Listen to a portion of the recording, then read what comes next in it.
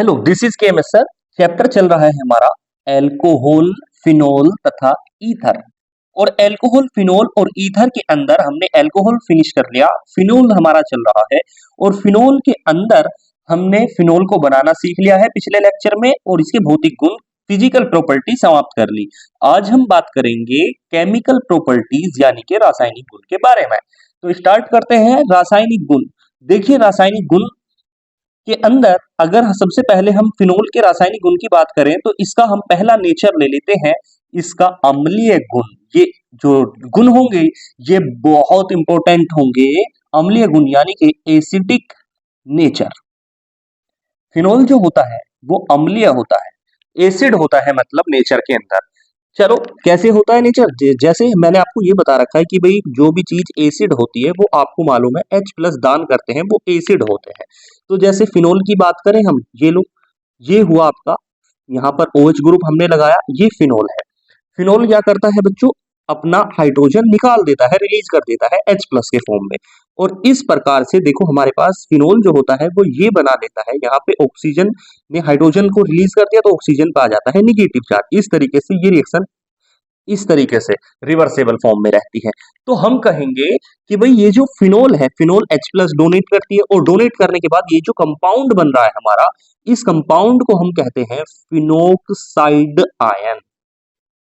Phenoxide ion, ये जो phenoxide ion होता है, देखो इसमें ऑक्सीजन के ऊपर निगेटिव चार्ज है, फिर सिंगल बॉन्ड है, और फिर यहाँ पर देखो डबल बॉन्ड है। मतलब मैंने आपको बता रखा है कि कहीं पर देखो ये क्या है, डबल बॉन्ड, फिर सिंगल बॉन्ड, और फिर क्या है, निगेटिव चार्ज। मतलब डबल बॉन्ड का मतलब होता है पाई बॉन्ड, कहीं पर पाई बॉन्ड हो, फिर उसके बाद सिंगल बॉन्ड हो, सिंगल बॉन्ड का मतलब सिग्मा बॉन्ड हो, और फिर उसके बाद आपका पॉजिटिव चार्ज हो या निगेटिव चार्ज हो या लोन पेयर हो। इस तरीके से मैंने आपको बता रखा है, कहीं पर इस तरीके की स्थिति बन जाए तो वहां पर अनुनाद होता है। अनुनाद का मतलब वहां पर रेजोनेंस होता है, और जहां पर रेजोनेंस पाया जाता है वो कंपाउंड बहुत ज्यादा स्थायी यानी कि स्टेबल होता है। और जब वो स्टेबल ज्यादा होगा मतलब वो स्टेबिलिटी अपनी बढ़ाना चाह रहा है, इसलिए वो हम कहेंगे कि भाई वो ज्यादा अम्लीय होगा, एसिडिक होगा। इसलिए आप बताओगे कि फिनोक्साइड आयन जो बना लेता है फिनोल, इसलिए ये अम्लीय होता है। मतलब अगर आपसे कोई पूछे कि फिनोल जो होता है वो अम्लीय क्यों होता है, भाई जब ये फिनोल इस स्टेज में है, देखो फिनोल के अंदर जो ऑक्सीजन है इसके ऊपर लोन पेयर होते हैं, आपको मालूम है।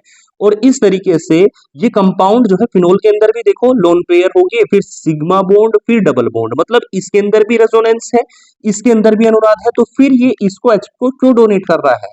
तो आप बताएंगे कि देखो इसके अंदर जो है तो रेजोनेंस फिनोल के अंदर भी, लेकिन ये जो फिनोक्साइड आयन होता है फिनोल की तुलना में ये ज्यादा स्थायी होता है, ज्यादा स्टेबल होता है।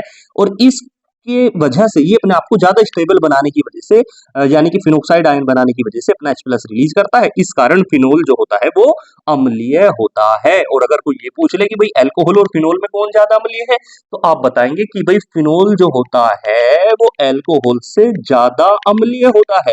क्यों? क्योंकि फिनोल जो होता है वो अपना H प्लस रिलीज करने के बाद फिनोक्साइड आयन बना लेता है, जिसमें अच्छा अनुनाद चलता है, रेजोनेंस चलता है। इस कारण हम कह सकते हैं कि फिनोल जो होता है वो अल्कोहल से ज्यादा अम्लीय होता है। अच्छा, एक बात और ध्यान रखो, फिनोल जो होता है बच्चों, अगर कोई ये पूछ ले फिनोल में और पानी में और अल्कोहल में ऑर्डर बताओ कौन ज्यादा अम्लीय, तो आप बताओगे कि फिनोल जो होता है वो पानी से ज्यादा अम्लीय होता है और अल्कोहल से भी ज्यादा अम्लीय होता है। लेकिन अल्कोहल जो होती है वो जल अल्कोहल जो होती है वो फिनोल से भी कम अम्लीय हुई और आपकी पानी से भी कम अम्लीय होती हैं।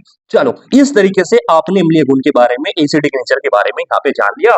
और जो मैंने आपको बताई है थ्योरी, अगर पेपर में आप लिखना चाहेंगे तो वो आप लिख सकते हैं कि भाई ऐसा ऐसा क्यों होता है, क्योंकि ये ज्यादा एसिडिक होता है। चलो आगे बात कर लेते हैं। इसके बाद हम जाने, अगर आपको रेजोनेंस बनाना आता होगा, रेजोनेटिकल स्ट्रक्चर बनानी आती होंगी, तो और भी आप इसे बेहतर तरीके से जान सकते हैं। चलो आगे बात कर लेते हैं। इसके बाद अम्लीय गुण चल रहा है, तो अम्लीय गुण के अंदर जब हम एसिडिक नेचर की बात करते हैं तो हम रिएक्ट कराते हैं उसकी मेटल के साथ, मतलब रिएक्ट विद मेटल, मतलब कि धातु के साथ क्रिया। तो धातु के साथ रिएक्शन करा देते हैं फिनोल की। देखो कोई धातु ले लेते हैं, आपको मालूम है कि जिस कंपाउंड के अंदर जो अम्लीय कंपाउंड होते हैं जब वो किसी मेटल के साथ रिएक्शन करते हैं तो वो हाइड्रोजन गैस बाहर निकाल देते हैं, आपको मालूम है ये। तो क्या करना है, बस फिनोल को लीजिए, ये लो, ये रहा आपका फिनोल, OH यहाँ पे लगाया, धातु ले लो, जैसे सोडियम धातु के साथ रिएक्शन कराया। अब बोलो क्या होगा? फिनोल अम्लीय होता है, तो ये जो अम्लीय होते हैं, मैंने आपको बताया जो अम्लीय पदार्थ होते हैं वो H+ डोनेट करते हैं। तो ये अम्ल जो होता है, अम्ल जब भी कोई आपका अम्ल किसी धातु के साथ क्रिया करता है तो वो हाइड्रोजन गैस निकाल देता है, ये और यहाँ से हाइड्रोजन निकल जाएगी इस तरह से।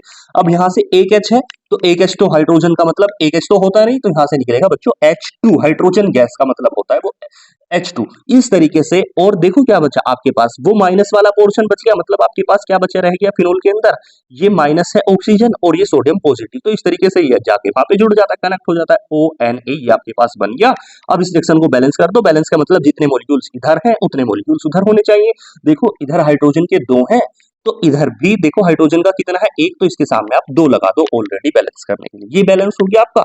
लेकिन जैसे आपने हाइड्रोजन को बैलेंस किया तो आपका जो ये था, ये बेंजीन रिंग थी, इधर 2 हो गए, उधर 1 है, तो ये इम्बैलेंस हो गई, तो इसको बैलेंस करने के लिए इधर भी 2 लगा देते हैं। अब देखो ये भी बैलेंस हो गई रिंग, ये भी बैलेंस हो गई, इधर सोडियम के भी तो 2 हो गए, तो इधर सोडियम का 1 है, तो इसे बैलेंस करने के लिए 2 लगा दे। इस तरीके से आपने रिएक्शन बैलेंस कर दी। चलो तो हमने क्या देखा, ये जो प्रोडक्ट बना इसका नाम क्या बताओगे आप, ये सोडियम है बच्चों, और ये क्या आयन, इसको भाग को हम क्या बोलते हैं, फिनोक्साइड आयन। तो ये आपका प्रोडक्ट बना सोडियम फिनोक्साइड। इस तरीके से आप बताएंगे कि भाई जब जो फिनोल होता है वो सोडियम के साथ रिएक्शन करता है तो सोडियम फिनोक्साइड बन जाता है। ये रिएक्शन बहुत आसान। आगे चलो, इसके बाद पहली रिएक्शन देख ली हमने, दूसरी रिएक्शन हम कराते हैं बच्चों कास्टिक क्षार के साथ रिएक्शन। ये भी इसके एसिडिक नेचर को प्रूव करेगी। कास्टिक क्षार से क्रिया, कास्टिक क्षार का मतलब बेस के साथ रिएक्शन, लाइक NaOH के साथ रिएक्शन करा दी हमने। तो देखो क्या आप इस रिएक्शन को करा पाओगे, ये भी बहुत इजी है। इस तरीके से यहाँ पे हमने फिनोल को ले लिया और इसकी रिएक्शन कराई NaOH के साथ। बोलो क्या होगा बच्चों, अब बताओ क्या होगा। ये तो फिनोल अम्लीय होता है और ये जो है जब अम्लीय है तो ये अपना हाइड्रोजन H निकालेगा। देखो मैंने आपको ये बता रखा है, कहीं HOH पास हो तो पास हो तो वो वाटर के फॉर्म में बाहर निकल जाते हैं। जैसे ही H निकालेगा तो यहाँ पे इसे क्या नजर आ गया, OH। पहले तो यहाँ पे OH नहीं था, निगेटिव भाग नहीं था, तो वो इस वाले केस में निगेटिव भाग उसे नहीं मिला, तो वो हाइड्रोजन के फॉर्म में निकल गया। लेकिन जैसे ही यहाँ से H निकलेगा उसे OH मिल गया, मतलब निगेटिव भाग मिल गया। तो इस तरीके से H2O वाटर मॉलिक्यूल्स रिमूव हो गया यहाँ से, और आपके पास ये ऑक्सीजन है, ये निगेटिव है इस तरीके से, और सोडियम पॉजिटिव होता है, और ये जाके वहां पे कनेक्ट हो जाएगा, जुड़ जाएगा इस तरीके से, और आपके पास फिर से ONA यानी कि सोडियम फिनोक्साइड बन गया यहाँ पे। तो आपने देखा कि भाई सोडियम फिनोक्साइड बन जाता है। तो क्या इतनी चीजें आप जान पाए, ये जो अभी तक हमने पढ़ा है, इस तरीके से आप ये चीजें पूरी तरीके से समझ गए होंगे। अम्लीय गुण के बारे में ये जानकारी ली जा रही है, फिर हमने धातु के साथ रिएक्शन देख लिया, फिर हमने कास्टिक क्षार के साथ रिएक्शन देख लिया। अगर पेपर में मान लो आपको लिखना है तो किस तरीके से लिखोगे कि भाई जब फिनोल की क्रिया कास्टिक क्षार के साथ कराई जाती है तो सोडियम फिनोक्साइड बन जाता है, फिर इसके बाद एग्जाम्पल यानी कि रिएक्शन देके आ जाना है। इस तरीके से आपको काम करना है। चलो इस तरीके से हमने एसिडिक नेचर के बारे में जो हमें जानकारी लेनी थी वो ले ली। अब 1-2 क्वेश्चन आपको एक्सट्रीम लेवल का मैं करा देता हूँ इसके ऊपर। किसी बड़े एग्जामिनेशन के अंदर अगर क्वेश्चन निकलता है तो वो किस तरीके से निकलता है, देखिए 1-2 क्वेश्चन अगर आपको, ये जो क्वेश्चन है आपको जो मैं क्वेश्चन दे रहा हूं वो क्वेश्चन है कि इनमें अम्लीयता का ऑर्डर बताइए, अम्लीयता का क्रम, मतलब कि कहने का ये है एसिडिक ऑर्डर, एसिडिक ऑर्डर बताइए। अगर देखो आपके पास बच्चों इंडक्टिव इफेक्ट आता है आपको, तो आप इसे बेहतर तरीके से समझेंगे। इंडक्टिव इफेक्ट या मेसोमेरिक इफेक्ट आपको मालूम होगा, आपने इंडक्टिव इफेक्ट की मेरी वीडियो देखी होगी, तो आपको ये क्वेश्चन आसानी से सोल्व हो जाएगा। और अगर आपको नहीं आती तो आप चाहे तो समझ सकते हैं इसे, या वीडियो को थोड़ा इसकी भी कर सकते हैं। चलो खैर, बाय द वे आप सीख जाएंगे, खैर कोशिश करिए। देखिए अम्लीयता का क्रम क्वेश्चन है हमारे पास कि इनका अम्लीयता का क्रम बताइए। देखो ये भी फिनोल है, यहाँ पे हमने OH लगा दिया, इसके बाद ये भी हमने फिनोल है और यहाँ पे हमने लगा दिया है इस तरह से Cl, और ये हमने दे दिया आपको यहाँ पे OH, और यहाँ पे लगा दिया है NO2। ये A है, ये B है, ये C है, और एक और दे रहा हूं, ये आपका D है। इस तरह से OH और यहाँ पे लगा दिया CH3। चलिए वो पूछ रहा है कि इनमें सबसे ज्यादा एसिडिक कौन होगा, कौन सा ऑर्डर ठीक है, A से ज्यादा B, B से ज्यादा C। इस तरीके से बहुत सारे क्वेश्चन ऑप्शन आपके पास बन सकते हैं। तो बताओ सबसे ज्यादा एसिडिक कौन होगा। देखिए आपको मालूम हो सबसे कम एसिडिक होगा, फिर कौन होगा, इसका हमें इंक्रीजिंग ऑर्डर बता देना। सबसे पहले देख लो कि सबसे कम एसिडिक कौन होगा। देखो बच्चों ये फिनोल है, मतलब ये भी H+ दान करेगा, ये भी चारों H+ दान करेंगे। लेकिन क्या होगा, इसमें ना कोई माइनस आई समूह है। आपको मालूम होना चाहिए कि क्लोरीन जो होता है ये एक माइनस आई समूह होता है, माइनस आई होता है, और प्लस एम होता है। यानी कि ऐसा समझ लो, फिलहाल के लिए आप समझना चाहो तो खैर इंडक्टिव इफेक्ट से भी समझ सकते हो उसे आपको। अगर आसान भाषा में मैं समझाऊं तो क्लोरीन जो होता है ये इंडक्टिव इफेक्ट होता है, माइनस आई ग्रुप होता है, ये इसके इलेक्ट्रॉन को अपनी ओर खींच लेता है। और मतलब जब हाइड्रोजन ये जो H निकलेगा तो H निकलने के बाद ऑक्सीजन के ऊपर माइनस चार्ज आ जाएगा। चारों भाग के अंदर, फिनोल के अंदर ये चारों जगह से H निकलेगा, H प्लस के फॉर्म में। मतलब एसिडिक तो चारों है, अम्लीय तो चारों है, लेकिन ज्यादा अम्लीय कौन है? जैसे ही इसके अंदर से H निकलेगा तो ऑक्सीजन पर आ जाएगा माइनस चार्ज। अब कोई भी कंपाउंड अपने ऊपर माइनस या प्लस चार्ज रखना नहीं चाहता, वो कम स्टेबल हो जाता है। तो क्या होगा देखो, जैसे ही इस जगह पे माइनस चार्ज आएगा तो क्लोरीन जो होता है माइनस आई समूह होता है, वो इसके माइनस चार्ज को अपनी तरफ आकर्षित कर लेगा, है ना। जब ये इसके माइनस चार्ज को अपनी तरफ खींच लेगा तो क्या होगा, ये कंपाउंड फिर से स्टेबल बन जाएगा। मतलब ये ऐसा करना चाहेगा, मतलब ये स्टेबल बन जाएगा, मतलब कि ये अम्लीय होगा, एसिडिक होगा ये भी। ठीक है, ये देखो इसमें NO2 जो होता है ये भी माइनस आई समूह होता है। आप सब प्लस आई अगर आपको मालूम है तो उससे भी समझ सकते हैं। तो ये क्या करेगा, ऑक्सीजन के इलेक्ट्रॉन को अपनी ओर खींच लेगा ये भी। मतलब ये भी स्टेबल हो जाएगा, ये भी अम्लीय हो जाएगा। इसमें क्या होगा देखो, ये प्लस आई समूह है, जैसे ही ऑक्सीजन के ऊपर निगेटिव चार्ज आएगा तो ये प्लस आई समूह क्या होता है कि इलेक्ट्रॉन को अपने से दूर फेंकता है। मतलब इसके ऊपर, ऑक्सीजन के ऊपर निगेटिव चार्ज आएगा तो ये क्या करेगा, ये इलेक्ट्रॉन की मात्रा इसके ऊपर और बढ़ा देगा इसको लेने के बजाय, जिसकी वजह से कंपाउंड अनस्टेबल हो जाएगा। मतलब ये तो ऐसा नहीं होना चाहेगा, मतलब ये ऐसा नहीं करना चाहेगा, मतलब ये तो सबसे ज्यादा कम अम्लीय होगा, तो डी सबसे कम एसिडिक होगा। अब बात करते हैं ए। डी से ज्यादा कौन होगा, देखो इसमें तो माइनस आई ग्रुप है, मतलब ये तो इनकी जो स्ट्रेंथ है उसको बढ़ा रहे हैं, तो इससे ज्यादा कौन सा हो जाएगा, ए हो जाएगा। और अब बात करते हैं बी और सी में। बी और सी में देखो जो NO2 होता है वो ज्यादा बड़ा माइनस आई ग्रुप होता है, मतलब वो ज्यादा ताकत से इसके इलेक्ट्रॉन को खींच लेगा और इसे स्टेबल बना देगा, ये ज्यादा एसिडिक हो जाएगा सी वाला, और उससे ज्यादा हो जाएगा, नहीं नहीं सॉरी, बी वाला जो होगा बी से ज्यादा आपका सी वाला खींच लेगा तो सबसे ज्यादा हो जाएगा आपका सी। इस तरीके से आपका ऑर्डर हो जाएगा। चलो अच्छा, एक ध्यान रखना बातें, अगर इस तरीके का क्वेश्चन, एक और क्वेश्चन दे दूं मैं आपको, जैसे हमारे पास लिख रहा है बच्चों OH यहाँ पर, ये क्वेश्चन आप बड़ा फेमस है, इसको भी आप ध्यान रखेंगे इस तरीके से। OH और यहाँ पर लिख दिया NO2, ये ऑर्थोनाइट्रोफिनोल है और ये पैरानाइट्रोफिनोल है। देखो इतनी बात ध्यान रखना कि इनमें से ज्यादा एसिडिक कौन होगा, ये ज्यादा पास है, आपको क्या लग रहा है, देखो ये ऑर्थो लोकेशन है, मतलब फंक्शनल ग्रुप से अगली लोकेशन को हम ऑर्थो कहते हैं, और उससे अगली लोकेशन जो होती है वो मेटा होती है, उससे अगली पैरा होती है। ये फंक्शनल ग्रुप है, यहाँ ऑर्थो, यहाँ मेटा, यहाँ पर पैरा। तो देखो कौन सा ज्यादा स्टेबल होगा, मतलब कौन सा ज्यादा एसिडिक होगा इनमें। ये हाइड्रोजन निकलेगा तो ऑक्सीजन पे निगेटिव चार्ज, यहाँ पे भी निगेटिव चार्ज, तो दोनों NO2 ग्रुप है, ये ज्यादा पास है, तो क्या करेगा, ये इसके माइनस आइज को अपनी ओर जल्दी आकर्षित करेगा, मतलब इसके ऊपर से चार्ज जल्दी खींच लेगा, जिसकी वजह से ज्यादा स्थायी हो जाएगा। आप ऐसा सोच रहे हैं ना, और इस ये थोड़ा सा दूर है तो इसके माइनस आई चार्ज को खींचने के लिए इसमें टाइम लगेगा, मतलब ये कम स्टेबल होगा इसकी तुलना में, यानी कि ये ज्यादा एसिडिक होगा, ये कम एसिडिक होगा। पास होते हैं तो ऐसा होता है, लेकिन यहाँ वाले केस में ऐसा नहीं होगा, ये आप ध्यान रखेंगे। ये बहुत इंपॉर्टेंट क्वेश्चन है, क्यों, क्योंकि देखो आपको मालूम होता है जब हाइड्रोजन कभी भी फ्लोरीन से या ऑक्सीजन से या नाइट्रोजन से जुड़ जाए तो वहां पर हाइड्रोजन बॉन्ड बन जाता है। और हाइड्रोजन बॉन्ड क्या यहाँ पे बनेगा, यहाँ पे क्या होता है देखो, ये आपके पास OH है और यहाँ पे NO2 ग्रुप है, मतलब क्या होगा, ये हाइड्रोजन है और यहाँ पे नाइट्रोजन है, तो देखो बहुत पास पास है दोनों एटम, तो इस तरीके से ये हाइड्रोजन बॉन्ड बना लेंगे, जिसकी वजह से वो H प्लस जो है वो निकलने के बजाय इसके साथ बॉन्ड कर लेता है, मतलब ये इतनी आसानी से H प्लस नहीं निकलेगा, मतलब ये कम एसिडिक हो जाएगा और ये ज्यादा एसिडिक हो जाएगा। इस क्वेश्चन को आप ध्यान रखेंगे। चलो खैर, एसिडिटी के ऊपर ही अभी तक जितनी डिस्कशन हुई है वो सब अम्लीयता के ऊपर हुई है।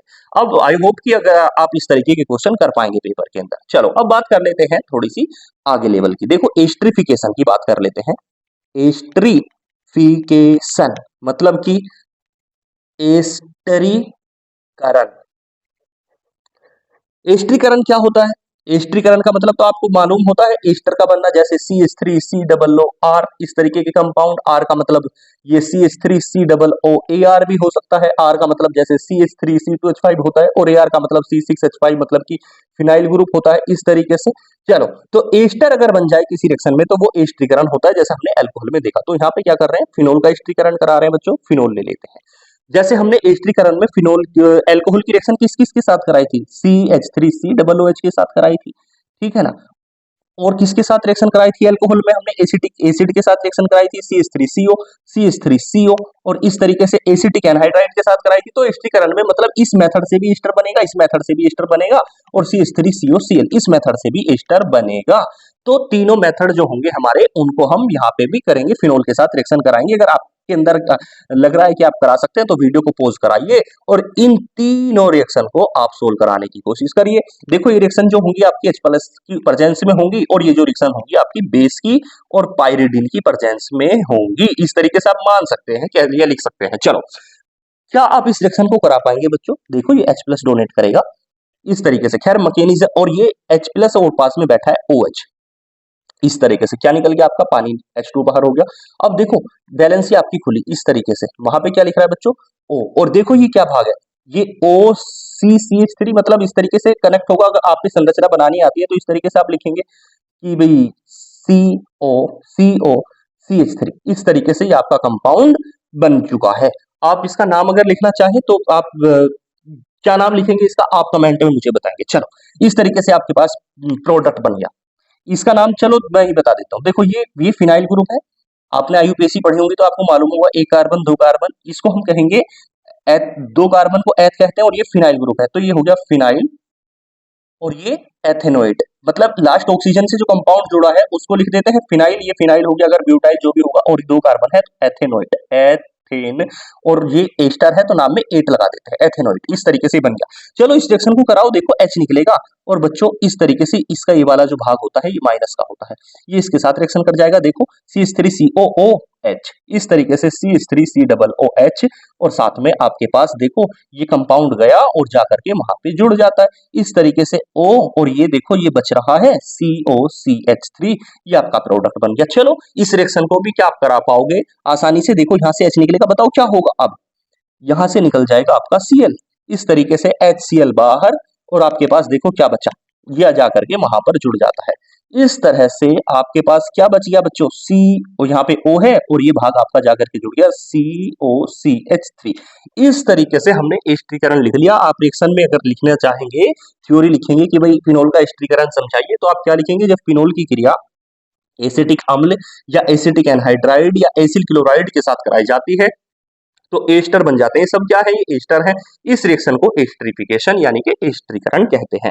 खैर जो आपने समझा ये समझना अलग चीज है, ये रिएक्शन को समझने का तरीका है। मैकेनिज्म में कुछ और ही होता है। अगर आप मैकेनिज्म सीखना चाहते हैं तो कनेक्ट रख सकते हैं। चलो खैर आगे बात करते हैं। हमने फिनोल का क्या क्या जान लिया? एसिडिक ऑर्डर, एसिडिटी बेहतरीन तरीके से जान ली। इसके बाद हमने एस्टरिफिकेशन बहुत अच्छे से फिनोल का जान लिया है। अब बात करते हैं फिनोल की कुछ इलेक्ट्रॉन रागी प्रतिस्थापन अभिक्रिया के बारे में। इस लेक्चर के अंदर हम फिनोल को बेहतरीन तरीके से समाप्त करने की कोशिश करेंगे। इलेक्ट्रॉन रागी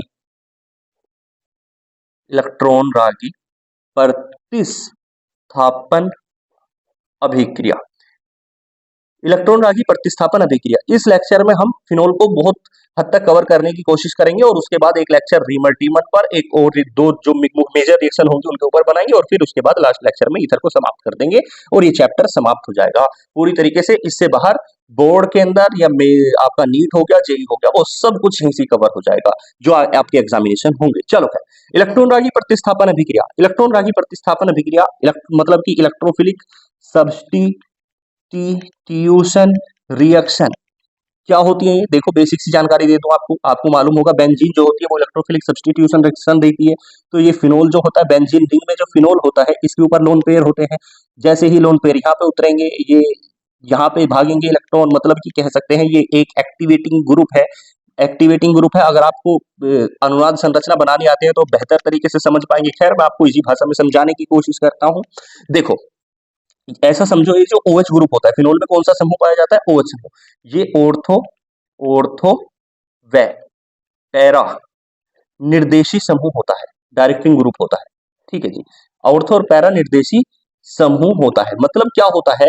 इलेक्ट्रॉन रागी इलेक्ट्रोफिलिक सब्स्टिट्यूशन रिएक्शन के अंदर आपका इलेक्ट्रोफाइल आता है इस रिएक्शन के अंदर, और वो यहाँ पर कहीं भी रिंग में जाकर के जुड़ता है, और जहां वो रिंग में से जाकर के जुड़ेगा वहां से एक H+ निकल जाएगा और उसकी जगह ये E+ आकर के जुड़ जाएगा। इस रिएक्शन को हम कहते हैं इलेक्ट्रोफिलिक सब्स्टिट्यूशन रिएक्शन। और ये जो फिनोल होता है, ये जो इलेक्ट्रॉन रागी जाएगा, वो सवाल ये है कि यहाँ पे जुड़ेगा, यहाँ पे 6 लोकेशन है। देखो फिनोल के अंदर हमारे पास इतनी सारी स्थितियां हैं। ESR इलेक्ट्रोफिलिक सब्स्टिट्यूशन रिएक्शन का मतलब क्या हुआ कि आपका इलेक्ट्रोफाइल आएगा और वो जा करके बेंजीन रिंग पर जाएगा और जा करके कहीं भी जुड़ जाएगा। कहाँ पे जुड़ेगा? तो फिनोल कहाँ पे जुड़वाएगा? उसे ऑर्थो पे और या पैरा पे, ऑर्थो और पैरा पे जुड़वाएगा। तो ये ऑर्थो और पैरा पर जा करके जुड़ जाएगा इलेक्ट्रॉन रागी कोई भी जा करके, और वहां से H+ निकल जाएगा। तो वे रासायनिक अभिक्रिया जिनके अंदर आने वाला इलेक्ट्रोफाइल बेंजीन रिंग पर जाकर जुड़ता है और उससे H+ निकल जाता है, ऐसी अभिक्रिया कहलाती है इलेक्ट्रॉन रागी प्रतिस्थापन अभिक्रिया। चलो एग्जाम्पल ले लेते हैं। मैंने क्या बताया कि ऑर्थो और मेटा पैरा पर आकर के जोड़ेगा, ये मेटा पर नहीं जोड़ेगा। ऑर्थो मेटा पैरा का मतलब आपको मालूम है, ये ग्रुप है, ग्रुप से अगली लोकेशन ऑर्थो है, अगली लोकेशन मेटा है, अगली लोकेशन पैरा है। ये ऑर्थो होगी, ये वाली भी ऑर्थो होगी, ये मेटा होगी, ये पैरा होगी, इस तरीके से होगा। चलो एग्जाम्पल लेते हैं और एग्जाम्पल से बात को समझने की कोशिश करते हैं। ये लीजिए बच्चों, हम सबसे पहली रिएक्शन ले रहे हैं। इसके अंदर इलेक्ट्रॉन रागी प्रतिस्थापन अभिक्रिया के अंदर हमारी जो सबसे पहली रिएक्शन है वो है नाइट्रीकरण यानी कि नाइट्रेशन। नाइट्रीकरण का मतलब होता है HNO3 के साथ रिएक्शन करा दो, और HNO3 जो होता है ये कौन सा ग्रुप निकालता है अपने अंदर से? NO2। इसकी स्ट्रक्चर इस तरीके से होती है HNO3 की OH यानी कि OHNO2। ठीक है जी, ये रही रिएक्शन आपकी, ये रही आपकी स्ट्रक्चर। तो हमने फिनोल लिया, फिनोल की रिएक्शन करा दी नाइट्रिक अम्ल के साथ। नाइट्रीकरण का मतलब क्या है? नाइट्रेशन, नाइट्रेशन यानी कि नाइट्रिक अम्ल के साथ रिएक्शन करा दो। चाहो तो HNO3 लिख दो, चाहो तो हम इस तरीके से लिख सकते हैं NO2। ये कैसा होगा? आपका डाइल्यूट होगा यानी कि तनु होगा। अब बस क्या करना है, ये आपको मालूम है OH जो है ये निगेटिव की तरह काम करेगा, ये प्लस पॉजिटिव की तरह काम करेगा। खैर अब क्या होगा बच्चों, देखो ये इलेक्ट्रोफाइल हो गया ना, मतलब E+, यही तो है इलेक्ट्रोफाइल। तो ये कहाँ जा करके जुड़ेगा? ऑर्थो पे और पैरा पे। इस तरीके से आपको ऑर्थो और पैरा का प्रोडक्ट बना दीजिए। यहाँ पर फिनोल है और इस बार OH ग्रुप में कोई छेड़खानी नहीं करनी। ये किसके कारण रिएक्शन है? बेंजीन रिंग के कारण रिएक्शन है। चलो तो क्या होगा, अब NO2 कहां पर जुड़ेगा? ऑर्थो पे। मैंने आपको बताया ऑर्थो ये होता है, और कहां पर जुड़ेगा? पैरा पर जुड़ेगा। इस तरीके से पैरा पर ला करके जोड़ दो OH ही, तो बहुत आसान रिएक्शन है। और ये आपका मिक्सर बन गया, मतलब ऑर्थो पे भी जुड़ेगा, पैरा पे भी जुड़ेगा, मिक्सर बन गया आपका। ठीक है जी। अब देखो जहां पर NO2 ग्रुप आकर के यहाँ पे जुड़ रहा है, यहाँ पे जुड़ रहा है, मतलब यहाँ पे, यहाँ से, तो वहां से क्या होगा? H निकलेगा, और वो जो H निकलेगा वो इस OH को ले जाएगा, और इस तरीके से H2O बाहर निकल जाएगा पानी के फॉर्म में। ये आपकी रिएक्शन होगी। आप लिखेंगे जब फिनोल की क्रिया नाइट्रिक अम्ल के साथ, कौन सा नाइट्रिक अम्ल? डाइल्यूट नाइट्रिक अम्ल, मतलब तनु नाइट्रिक अम्ल के साथ कराई जाती है, तो ऑर्थो नाइट्रोफिनोल और पैरा नाइट्रोफिनोल का मिश्रण प्राप्त होता है। चलो अच्छा, अगर एक रिएक्शन पेपर में आपको ये लिख करके दे दे, यहीं पे ध्यान ध्यान दे, यहाँ पे लिख करके दे दे HNO3, HNO3 का मतलब OHNO2, इस तरीके से। और ये कैसा है? इस बार आपको लिख करके दे दिया सांद्र, सांद्र का मतलब कंसंट्रेटेड, और कह रहा है कि इस रिएक्शन को पूरी कराइए। अब क्या करेंगे? अब आपको ध्यान रखना है, ध्यान देना है यहाँ पर कि भाई अब आप ऑर्थो और पैरा का मिक्सर तो बनाएंगे, लेकिन अलग अलग नहीं बनाएंगे। मतलब ये जो होता है कंसंट्रेट HNO3, ये NO2 के जो मोल है वो कई सारे मोल रिलीज करता है, जिसकी वजह से जा करके देखो कहाँ कहाँ पर जुड़ेगा और कैसे जुड़ेगा। इस तरीके से ये जा करके यहाँ पे ये ऑर्थो होती है, ये और ये आपकी पैरा होती है, ये ऑर्थो, तो ये जा करके यहाँ पे भी जुड़ जाता है NO2, यहाँ पर भी जुड़ जाता है NO2, और यहाँ पर भी जुड़ जाता है NO2। इस तरीके से इसका नाम क्या हो गया? देखो ये एक, ये फिनोल है, 1 2, ये लोकेशन है इनकी, 3 1 2 3 4 5 6, कौन कौन सी लोकेशन पे? यानी कि दूसरी पे और चौथी पे और छठी पे 3 बार जुड़ गया, तो 2 4 6 ट्राई, और 3 बार नाइट्रो ग्रुप आकर के जुड़ा है फिनोल के ऊपर, तो हम कहेंगे 2 4 6 ट्राई नाइट्रोफिनोल बनता है। और इसका एक और नाम होता है, बहुत अच्छा नाम है, पिक्रिक एसिड। ये एक विस्फोटक पदार्थ है, ऐसा ध्यान रखेंगे। ये पिक्रिक अम्ल है, मोस्ट इंपोर्टेंट, मोस्ट इंपोर्टेंट, ध्यान रखेंगे। तो हमने क्या देखा कि जब फिनोल की क्रिया जो होती है वो सांद्र नाइट्रिक अम्ल के साथ कराई जाती है, तो 2 4 6 ट्राई नाइट्रोफिनोल बनता है, जिसको हम पिक्रिक अम्ल कहते हैं।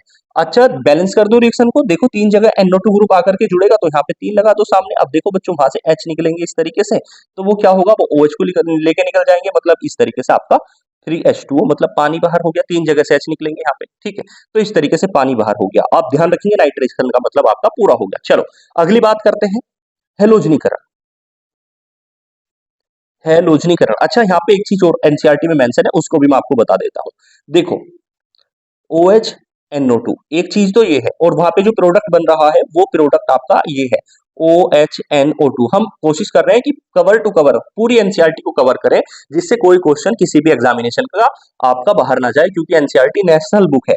चलो, तो देखो वो सवाल ये है कि भाई इनके अंदर से कौन ज्यादा किसमें हाइड्रोजन बॉन्ड बनता है। एक तो सवाल ये है, उसको तो हमने पहले देख लिया, इसमें हाइड्रोजन बॉन्ड बनेगा।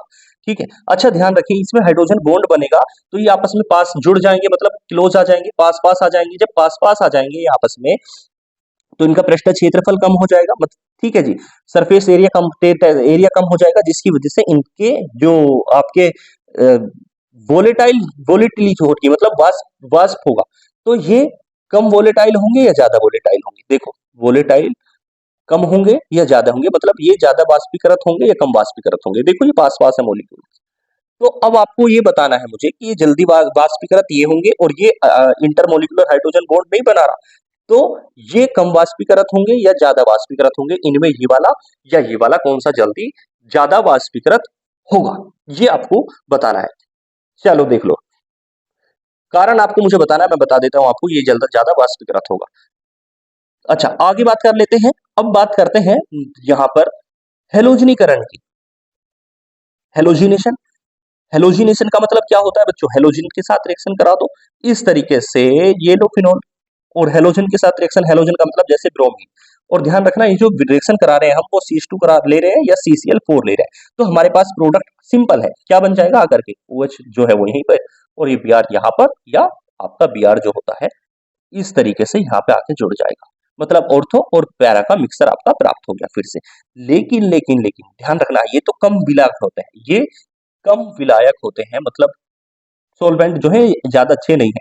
लेकिन अगर रिएक्शन आपको ये लिख करके दे दे OH और यहाँ पर ब्रोमीन, और ऊपर लिख दे वाटर, अब कराइए रिएक्शन इस तरीके से, मतलब ब्रोमीन जो है वो कैसा है, जलीय ब्रोमीन है।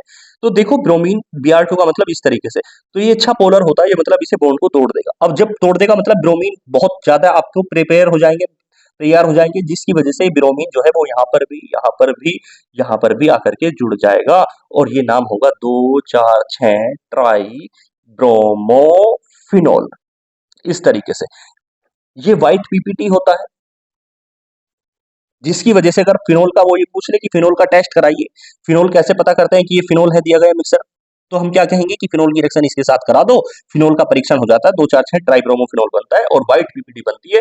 इस तरीके से हम फिनोल का टेस्ट कर सकते हैं। चलो, इस तरीके से हमारे पास जो एनसीईआरटी में नाइट्रीकरण था, हेलोजनीकरण था, वो हमने समाप्त कर लिया पूरी तरीके से। एक दो और मैं एक्स्ट्रा रिएक्शन आपको बताता हूँ, चलो इनको खुद आपको करने की कोशिश कर रहे हैं मेरे साथ। देखो, पहली रिएक्शन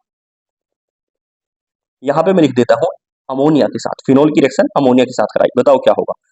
स्ट्रक्चर देख ले, देखो मैकेनिज्म कुछ और बताती है, बयान करती है, लेकिन समझने की कहानी जो है वो आप कैसे समझते हैं वो डिपेंड करता है। अमोनिया की स्ट्रक्चर ये है। अब क्या होगा, देखो HOH पास पास होता है तो वाटर निकल जाता है, मैंने आपको बताया, ये H रहा और ये इस तरीके से OH रहा।